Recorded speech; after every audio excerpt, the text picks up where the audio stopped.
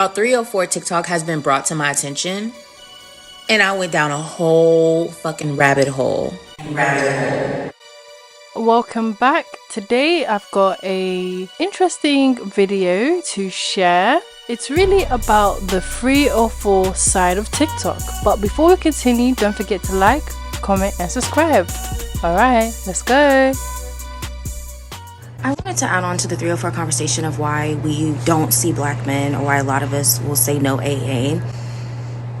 And it's simply because you niggas, even when you do have the money, you don't think that you need to pay.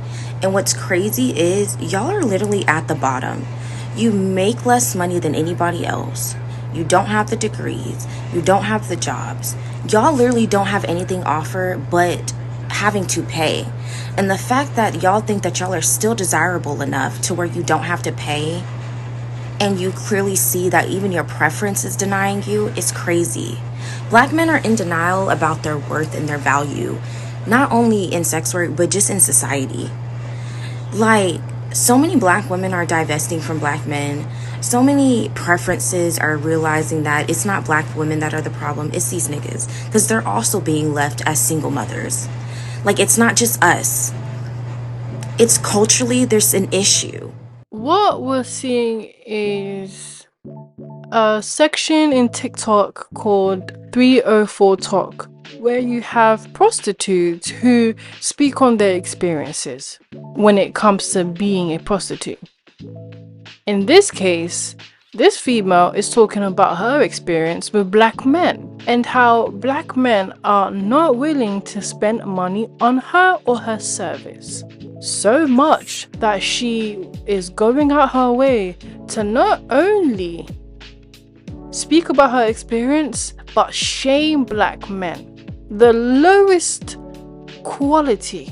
This female doesn't even begin with bare minimum. With the lifestyle that she's living, with the job that she's doing, it's crazy how she even feels comfortable to speak about black men when all you do is sell your body. Like, why are you on a site that requires you to pay? And then you want to act like this is a fucking, like, flea market. If I know that white men and others don't even argue with me about my price, I'm not about to entertain you and justify my rate. And I only ever have to do that with black men. And let's say you finally do get them to fucking say yes. They make the session fucking insufferable because they want to try and nickel and dime and get shit, turn it into a fucking porno. You're not getting anything for free. This is the service you paid for. This is the service you're going to get. But even when it comes to like dating and marriage, I see that black men are not willing to spend money on anything unless it's something they want or they feel like has value in it, like a fucking car or just dumb shit, or their homeboys. It's crazy. Black men are so homophobic. They are the main ones to do some of the most homoerotic shit with their homeboys. It's very weird. And I promise you, it's not just the women. Gay black men also will put in their ad that they will not see black men. It's gotten that bad. When even your own won't see you, it's a problem.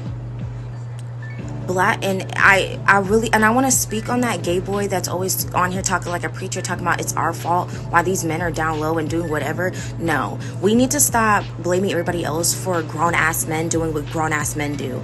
They're grown.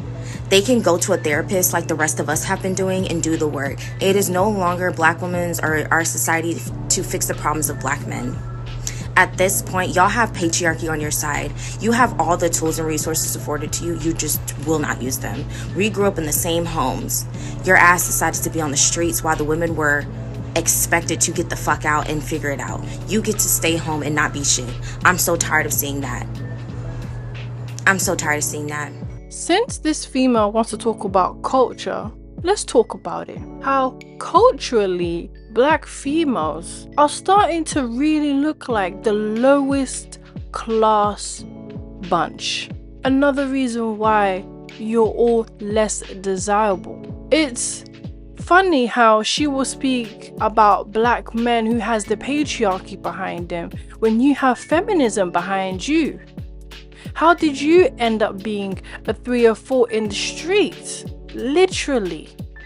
There's nothing more about you as a whole person other than your coochie that you're selling.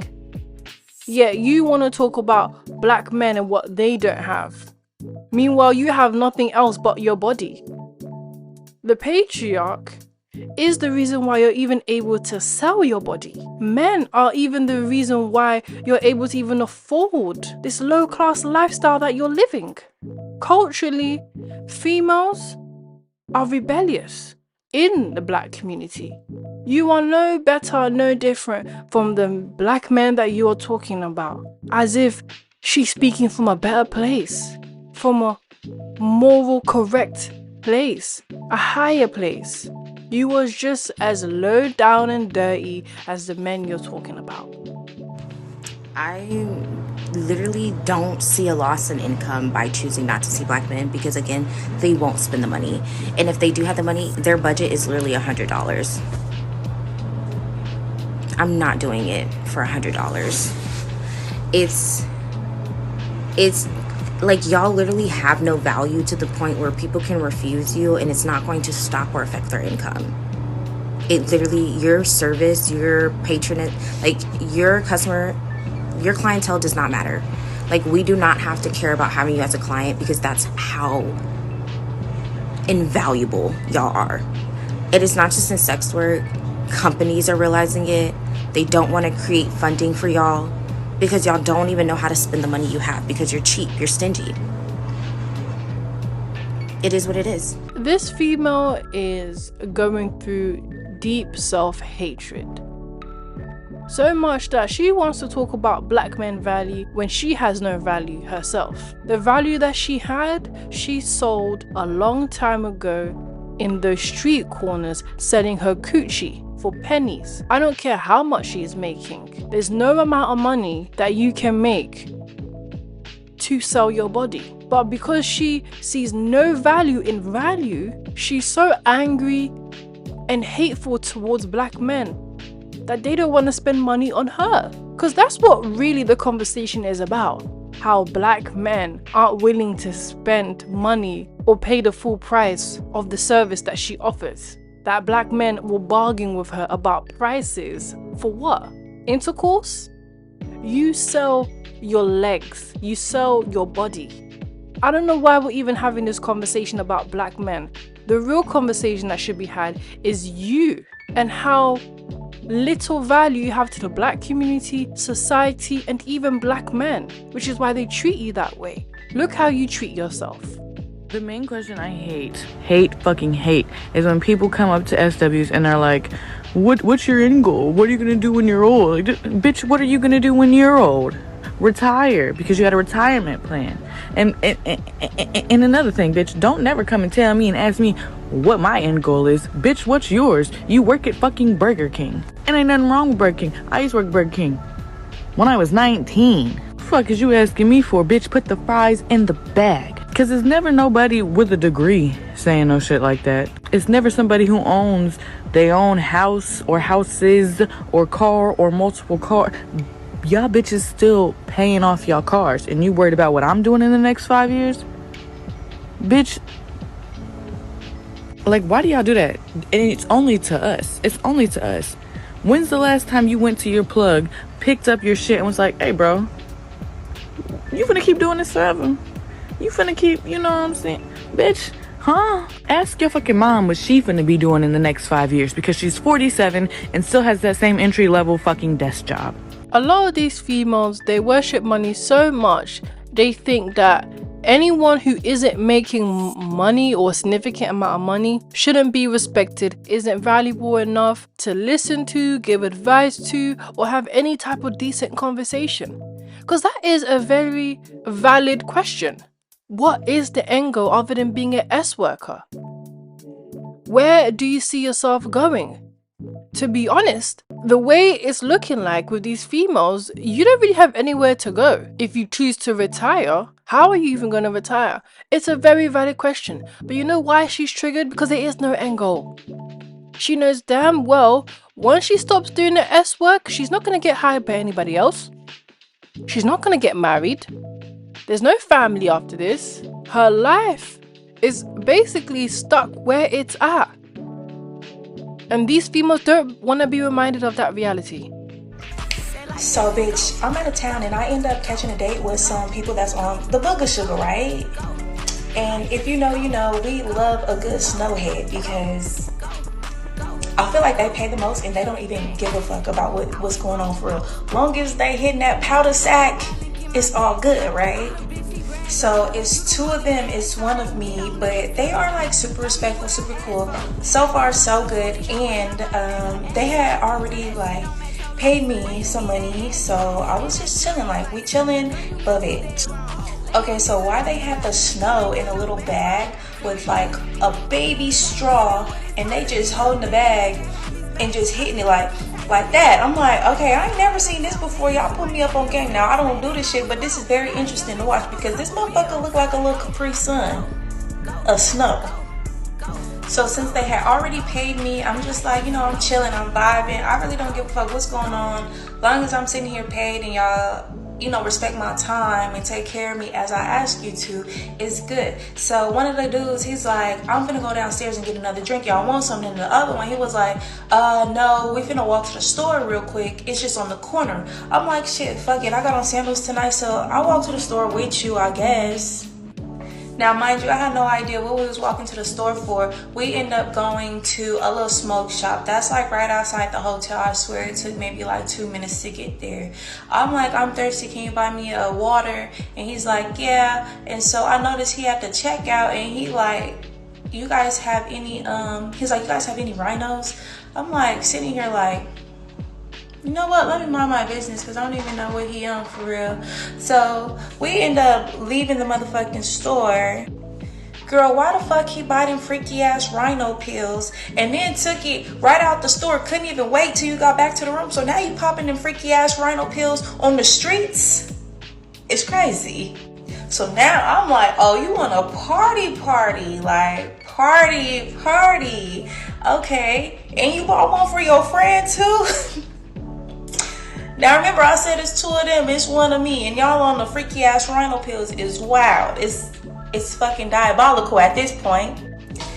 So anyways, we end up like walking back to the hotel, and at that whole time that we was walking back to the hotel, mind you, it's only like a 2-minute motherfucking walk, bitch. I'm sitting here like, oh God, y'all not finna do me like that, like off the rhinos and off the booger sugar. Oh no, bitch, I need to start planning my escape, but I also want to milk the situation to get the best money that I can motherfucking possibly get, because you already know how them snowheads be doing. Long story short, this female is about to have intercourse with 2 men who are taking drugs. And how it seems is going somewhere she doesn't want it to go. And why I picked this video, because I also wanted to show how proud these females are, how comfortable they are to not only share these stories, but actually enjoy being degenerate. Enjoy sharing that as if it's some type of inspiring or inspirational thing to even speak about. This is all on TikTok. I think it's important as well for us to see that a lot of young girls are going to see this. A lot of young boys are going to see this too. This is what this generation is being exposed to more and more on these social media apps. So we end up coming back to the hotel. His friend was sitting downstairs. He ain't get his drink yet, but at that point he was like, man, fuck the drink, let's just go back up to the room. So we all 3 walking back up to the room. I'm just sitting here like, what? Oh God, I gotta get up out of here before it gets too wild. So we get back in the room and they start hitting that little Capri Sun again, you know, off the bullshit, off the fucking sugar. But I feel like one thing about them powder heads is that they motherfucking care about the vibe. That they want the vibe good. So I get in there, I get to playing my music and shit like that because first of all, the trick start playing some Tiger. Oh my soul, we're not listening to no motherfucking Tiger, bitch. This is not 2008, nigga. So the friend who was gonna get the drink, he ended up being like the super cool one. On God, he sent me some more money. He's like, yeah, we just like respect your time. We don't want to disrespect you or make you feel uncomfortable. Woo. I'm like, you know what? my guy, you hella cool on my soul. But this one right here, he keep turning on these freaky ass videos and keep touching on himself. Like, what the fuck really going on? Why is you touching yourself in the corner looking at me and him talk? This shit getting too motherfucking freaky. That's that freaky ass rhino pill that you took outside. So you ever just be in the moment and you just like, you know what, bitch, I do need to get up out of here before it gets to being some wild shit. And you know, cocaine, as soon as they get high, bitch, they get aggressive as hell. Like, you finna trip on me off that powder. So now I'm upstairs in the room talking about something. We should just go to a bar and just bar hop and listen to some music and vibe and, you know, party type shit. Like, yeah. Cause one thing about it, I'm finna sell that motherfucking dream. Like, let's go have a time of our motherfucking life outside at the bar. Come on, y'all, let's go. Shit, I don't want to sit in this room, be all cooped up, we all look good. Come on, let's go party. Bitch, the one I was playing with himself, he talking about some, no, you need to take off all your clothes. I'm not partying nowhere. He said we could do whatever we want to do in this room first, and then we go to the bar. And he was like, I'll take care of you even more when we leave. I'm like, fuck. But I think his homeboy could sense that I was not on that freaky ass rhino pill shit. Like, one thing about it, a trick taking some Viagra, them pills from the gas station, I really ain't on that because I feel like you really trying to do the most. You trying to go to pound motherfucking town. And I am on my soul, everything. On the game, God, I'm not going. I don't want to do it because you finna try to do this shit all night. This ain't even finna be no little 5-second throwback. Wow, done. I'm out. It ain't even finna be none of that. Like, you're finna keep going and going and going and going and going and going. And I don't got motherfuckers high for that shit. I'm not being funny, but isn't this what you're paid to do? Isn't this what you signed up for? See, these females, you know, they try to romanticize the worst part of their life, the worst part of their jobs. Because that's what she's doing. She's romanticizing it by telling the story as if this is a normal thing to do, as if this is a normal day-to-day story to tell. There's nothing normal about this. There's nothing cool, there's nothing fun, there's nothing cute about this. It just actually shows where she's at in life. And it's possibly the worst place any woman, any female can be. But she has to mask it with glitz and glam and story time to convince herself that she's doing well in life, when she's nowhere near even that. So much that she is giving her body away to men that are high off drugs, don't know where they've been, who they are, what they do. But this is who she gives her body to. That body isn't hers anymore. It don't belong to her. It belonged to the streets. So I finally ended up convincing their ass to like, let's go to the bar or whatever. But actually I was gonna run off. I was like, you know what? I'm gonna say let's go to the bar, but I'm gonna go to the car. Like, I'm definitely going to the car. I'm not going to the bar. So why he started walking with me while I was walking behind him, he started walking next to me like, oh, hold on, Bookie. Keep walking up there because I'm gonna run off. The booger sugar man, he didn't walk me all the way to the car talking about where you going. Boy, I had to do reverse psychology. No, where you going? I thought you was going to the bar. I'm gonna go to the car real quick. I was like, I think my friends is calling me type shit. But he's like, yeah, I'm gonna call you later then. He's like, I want you to come over. He was like, my pill is gonna be all the way kicked in. He was like, I'm about to take both of them. He was like, fuck my friend, I'm taking both of them. Bitch, I must have skirted off so much. Like, when I say I skirted the fuck off, bitch, you would have thought I was motherfucking doing the dash on the police or something. Skirted off so motherfucking quick. But I be wondering, like, was the pill gonna be kicked in, or should I just like went and milked it again? Like, just milked it and then like ran off or something. But I don't be having time to be playing with them powder heads. They get aggressive and they be sweating. Get the fuck away from me, please. I feel really bad for the hotel staff that are coming to clean this room because those sheets are soaked. He booked in for a waterfall and I chugged back like 3 of these hydrolytes. That shit was gushing. Like, he wanted me to sit on his. Within 2 seconds of that, I was literally pouring out. Always drink the clear ones of these, Hydrolyte or Pedialyte, if you want the perfect waterfall. But yeah, he loved the gush on his face, which pretty much made him finish straight away. So he was done and washed out the door within 40 minutes. All right, let's count. 7, 8. Oh, nice of these. So 900. Yeah, that makes sense. 2,900 for 40 minutes work. So he paid 1,500 for the booking and then $1,000 extra for the waterfall. He also paid $200 for the hotel. And thanks to feminism, it's now such a normal thing to talk about how females sell their body for money. Thanks to being liberated. It's funny how when females want to stand up for something, they stand up for degeneracy. They stand up for SW. They stand up for do anything for money. Nothing actually solid. Nothing actually important. Nothing for the environment. Nothing for the community. Nothing for family. Nothing even relevant to lift our values, our morals, spiritually. No. Instead, this is what females rather push. This is what they're on. This is their agenda. And you wonder why men and a lot of other women too are not with feminism, because it goes against so many morals, so many values, and so many standards. Let me tell you another one of my 304 icks. I can't stand when you're getting to know another 304, right? And y'all becoming friends, and you know, you're just talking this and that. And it's like almost you feel like you're in competition. Like you tell her one thing, she's, oh, I made 30K, I made 50K, I made 20K one year. Baby girl, haven't you ever heard of not discussing pay in the workplace? Like nobody gives a fuck how much money you making except for your fucking 16. Like it drives me insane when I meet a new 304 and the first thing I made 70K one month. First of all, you're lying. Second of all, I don't care. Like I didn't ask you. Like damn, can we talk about fucking, I don't know, politics or something? I don't know. I don't know. Am I the only one who gets irritated by that? Or I don't know. Tell me if I'm wrong. I love story times, so I'm gonna do one. So this one time I was working in Oakland. I was out on the street. I was on the Blade.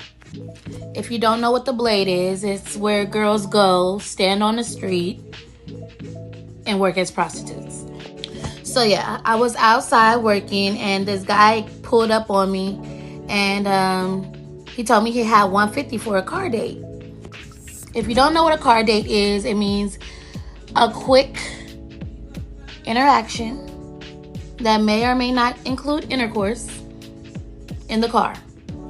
So he pulls up a couple of blocks and we park. It's like 2 a.m. It's nobody outside. It's very dark. But he parked next to a curb that was real high. So if I tried to open the door, it wasn't going to open. Well, it wasn't going to open out all the way at least, right? So I tell him to move up a little bit, and he does. And I don't even check the door again. I just figure, oh, he moved up, so it's probably going to open, right?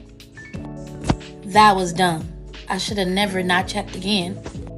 He hands me the money, and I put it away, and I'm making small talk, but I'm still watching him, you know, out the corner of my eye. And by the time I put the money away and get the condom out, he literally has pulled a butcher knife from his side of the car on the side of the seat and like pulled it out. And I don't even know what the hell he planned on doing with it. If he was going to threaten me with it or he was going to just use it right away. I don't know. But I was able to squeeze so tight outside of his car that I got like scraped on both sides of my hips to where I was bleeding because I moved so fast. And it happened to be a day where I didn't glue my wig down, which is not common. And he tried to grab me by my hair and my wig came off. So I was able to squeeze and get out of the car and get away from him because, you know, my wig came off. And he ended up throwing the wig out of the fucking window and doing so much more. Like, I'm going to see what kind of response I get on this video, and then maybe I'll do a part 2. I am not surprised. And I don't want to hear females saying how it's so unsafe to be a female today. It's so unsafe to be a woman today. Because men, they're perverted, they're perverts, and they're dangerous. And this is why feminism exists. No. What I have to say to that is, you chose a work that really is for low, scummy men. I'm just gonna say it. Not every guy that pays for prostitutes is a scummy guy, because a lot of these celebrities, a lot of these affluent men, they pay for escorts. But these females, they're on the streets type of prostitutes. They're in the corners. They're doing it in the cars, they're doing it in hotels, they will do it outside in the street if you just give them some money. That's the type of prostitutes this female is, and they all are. And what that comes with, any type of prostitution, whether you're an escort with a celebrity, an influencer, or whether you're an escort for a guy across the street, it's dangerous work, but they don't care. So I don't want to hear about how unsafe it is to be a woman or a female when they put themselves in danger, when they want to entertain these type of men. As I said before, the S industry is a very dark industry. It's the underbelly. You're not gonna get anything good out of that industry. I swear being in this industry has given me some type of superpower, because there are 3 things that you just can't put it past me. Number 1, I know a trick when I see a trick. When I tell you I can spot a trick from a mile away, I know instantly if that man is going to be on some money or not. Like, I just know. And then there was this one time I was walking to the store with somebody, and you know, they're square. They're one of them people that they not on no hoe for real. They just want to be. You know what I mean? So a guy came up to us and he was trying to get our numbers, but I'm like, nah. Because instantly I saw that he was just going to waste my time, right? And I'm not in it for the same reasons as y'all. But she was super excited, you know, gave him the number and was like, oh, I'm going to get some money out of that man. And I'm like, no, you're not. No, you're not. That nigga not a trick. But the second one, I know a 304 when I see a 304. I know instantly that's a hoe. And I really don't know what it is, because you don't even got to be dressed the part. You could just be dressed in everyday wear, and I know instantly that is another hoe. Like, I think it's because we exist on the same plane. I don't know what it is. The third one, a P. I know a P when I see a P. Even if I spot them in the wild out in public. Oh, that nigga a pimp. That nigga something. I know a P when I see a P. Okay? And I don't know if it's a trauma response, but I just do my best not to make eye contact with them. I don't want them to know that I saw them. Okay? I avert the other way. I will walk the other direction if they're walking up to me. Even in a normal public setting. It's not a superpower. What a foolish thing to say. It's knowing the job that you're doing. It's, you know, when it comes to doing S work, it's a very small industry. And what I mean by that is you don't have a lot of females doing it. You don't have a lot of women doing it either. And you don't have a lot of men paying for them. And you don't have a lot of males paying for them either.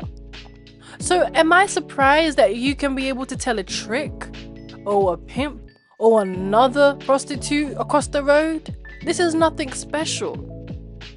The fact that you think this is even worth to talk about and how you can tell who is who in the industry that you work in just shows that, you know, you don't really do much other than this to think that this is even special or some type of superpower. It just shows that you actually can't even go anywhere else. You know, it's as if a lot of these S workers, they don't attempt to be more, and they can't be more, because there's no way you would choose to do this work if you can be more. And that's a choice they've made themselves, that they can't be anything else but an S worker. Get ready with me while I talk about the pros and cons of being an SW. Pro, you will make a lot of money. Con, when you first get into the game, babe, you're gonna have troubles saving it. Like a lot of us, when we first get in, we just make this money and we say we're gonna save and we'll be good, and I'll just do it for a couple of years and then I'll be done, or I'll just do it for a year. Some people even say I'll just do it for a couple months, and then you'll spend it like crazy because you know how easy it's gonna be to make it back. And then when the slow season approaches, you're looking dumb. Obviously, you can be killed at any moment. At any moment, your life can come to an end.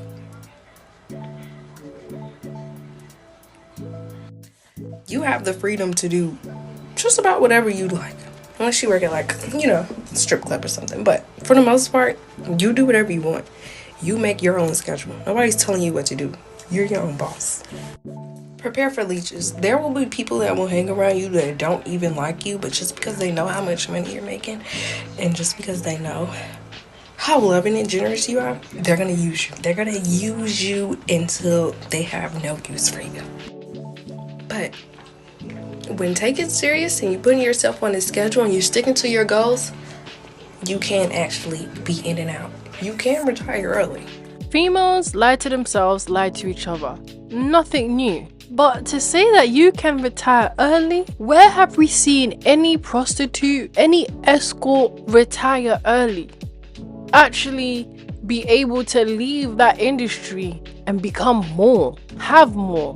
Whether it be money, romantically, we don't see it. We really don't see it. Every single time a female in this industry wants to retire, she struggles even more than she did when she began. No one wants to be around her. No one wants to even be seen with her. No one even wants their children near her. No man wants to be around them. What do you think it looks like in the business world? How are you even retiring? If that was really the case, we would hear more workers talk about how they retired. It's not a conversation because it doesn't happen. It doesn't happen and it won't happen. If that was the case, none of these females would be in this industry. I'm telling you. Because what that would show me is you have somewhat some intelligence to be capable of more. But you don't, and that's why you're here. This type of work is temporary. It's not career. It's not to build a house or anything. It's just make your money and that's it. You're gonna lose friends. You're gonna lose family. People's gonna talk about you. Oh well, such is life. You are definitely gonna enter rooms with people that can change your whole entire life. Learn how to play your cards. If you're out about what you do, men will approach you in the most disrespectful way you could ever think of. I don't know what goes through their heads, but to them, you're no longer a human. You're just an object. Even though it was like that to most of them in the first place. Very possible to develop some addictions, alcohol, drug use, whatever. It can happen. Don't let it happen. You will begin to lose interest in an actual love life because of how many of your customers are married or whatever. You're gonna realize so many men is just trash. You're gonna lose hope in an actual love life. This will probably be some of the funnest times of your life. Like, I'm not even kidding. Some dangerous times, but it'll probably be some of the funnest times of your life. If you're not spiritually cleansing and protecting yourself, you will come across some energies and some demons you wouldn't wish on your worst enemy, babes. No matter how you was raised, it don't matter how you came up. When you get in this game, you're gonna develop some tough skin. And you're gonna get to a point in your life where ain't nothing gonna surprise you no more. It's my mom. We back at it again. I'm about to be showing you some, you feel me, shit you should know as a 304, you feel me? Shit that you should already know. It's basic 304 101, okay? So first things first, everybody should know you always have to have your shits on them. You feel me? You always have to have your condoms on you, because if you don't, better safe than sorry. But if you don't, you feel me? That's on, shame on you. That's all on you. If you know, you're gonna need some wipes or a hand rag, to clean your pub and to clean all the bacteria and stuff off your shit. Another thing you also gonna need is your toothbrush. You can't be having yuck mouth. You feel me? Going from trick to trick. Like, no, we can't be doing it. Don't forget the lubrication, because them condoms be dry as fuck sometimes. You're gonna need some of this. And your protection. Don't play with it. The fact this is even a conversation on how you can be a 304, a starter pack, really is telling about the time we're in. It really tells you that females are willing to be a 304. Females are willing to sell their body. They may not be a prostitute, an escort, but they are willing to get something out of their sex appeal. These type of conversations weren't being had openly. In the last 5-10 years, we would never hear women, female, talk about this, react to this. But today, it's becoming more and more so. Females are choosing to be S workers, that it actually gives them content to make, to advise others that want to do it. This is where feminism has led all the females to. And yet, you expect black men to respect you, to want you, to speak well of you, good of you. There's nothing good to say anymore. I'm your hostess, Reminiscent Princess. These are my last thoughts. What this tells me, especially for the young girls, is parents out there, brothers, sisters, you name it, we all need to really be aware of what's happening online. We all need to be aware of what they're being taught, what they're seeing, and what's actually influencing them. No wonder these 16-year-olds, 20-year-olds, 21-year-olds, they're outside half naked. Because this is what's influencing them on social media. Let me know what you think. Thank you for watching. Don't forget to like, comment, and subscribe. Bye!